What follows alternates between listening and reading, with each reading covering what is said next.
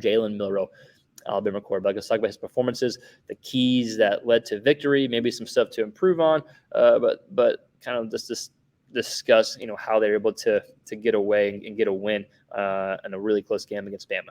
So let's look at his stats first. He was 10-21 for 238, 2 touchdowns. Did have a touchdown on the ground, but also had negative yards rushing.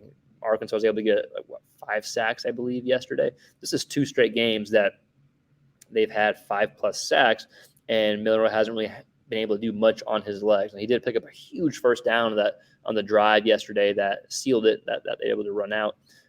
And he did have a touchdown on the ground. But besides that, not able to get a lot going on the ground. So Milroe, super hot start. The first half was unreal. I think he had 4 completions of balls thrown 20 yards or more in the air in the first half. Like, I thought they were going to run away with this game.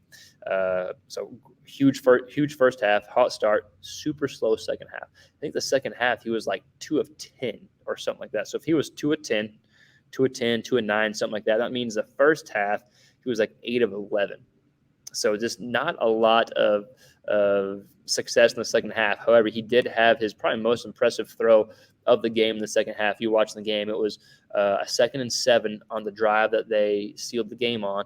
He was backpedaling, pressure in his face, threw a great kind of 2-ball. So just kind of lofted the ball over a defender of Arkansas, and it kind of fell right into the Bama. I think he was a receiver or tight end who caught the ball over the middle of the field, and then they're able to run the clock out shortly after that. That was a huge conversion. So really good throw, really good play, even on a half that you struggled on. So keys, what was he able to do? Well, first half, push the ball deep again.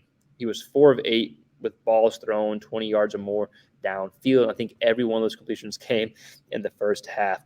But after that, they weren't able to do much. Arkansas's defense played really good. So first half was really, really good for Milroe. Second half, as an offense for Alabama, not super great, right? But real quick on this first touchdown, actually, the announcers were talking about the blown coverage, wide open receiver, but it's actually a really good job on Milroe in his eyes, getting the safety to bite down. There's an up top safety. The up top safety bit down underneath route.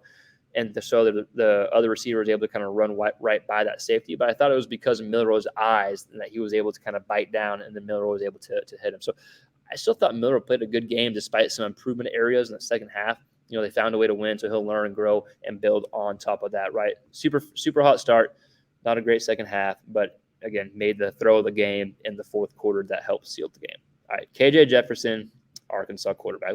We got to talk about KJ some in the offense. We got to discuss it a little bit. So if you look at his numbers, again, kind of pedestrian, right? 14 of 24, $150, 2 touchdowns, and then 26 on the ground, 24 on the ground, if I remember correctly, on 14 attempts. Got sacked 4 times yesterday, so some of those negative yards will play into that. But the big takeaway, there's a few takeaways here if you want to dive into it, and we could talk forever on the Arkansas offense, which I won't. But we'll talk a little bit about KJ Jefferson. They were only in this game because of 3 plays yesterday. Now, the score was 24-21, correct? If I remember correctly. But they were only in that situation because it was 24-6, and then Arkansas, I don't even say storm back. There were just a few situations that led Arkansas to get to that number. And it was because of 3 plays, and it was all because of KJ Jefferson going off script. Not the scheme of the offense, but KJ going off script. He had 2 runs of 20-plus yards, and it was when the play broke down, pressure was coming in, he just took off and run. It was awesome, right? So 2 runs of 20-plus yards. Then he did have a pass of, I think, 30-something yards, and it was, if you're an Arkansas fan, you, of course, saw this. When the defender for Bama was on him, KJ just threw him off, took him a second, he threw him off. Super impressive play.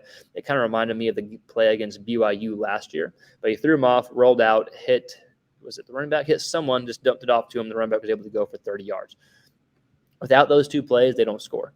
And on one of those drives, the first drive that they scored a touchdown on, it was in the third quarter, there were 2 defensive penalties of 15 yards each. So that's 30 more yards given to them.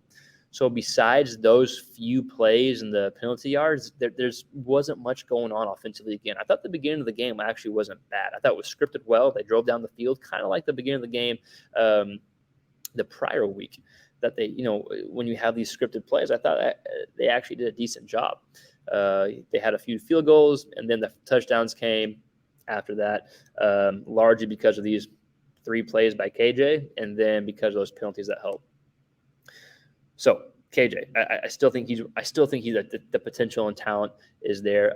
I think it was showed yesterday with going off script. Again, we won't go into the offense of why things aren't working, why things aren't fitting. We've talked about that before. But offensively, I'm still not even sure to make of the struggles. Right, there were 0 attempts of balls thrown 20 yards or more in the air. Only 2 completions where the ball was thrown 10 yards or more in the air. The rest were all 9 yards behind line of scrimmage, which is fine if that's the offense, but that's not the offense that will be able to work in this league, right? To do that. So, how to fix it, how to get the offense going, how to get KJ comfortable, how to get the offensive line playing well, running backs, all that stuff.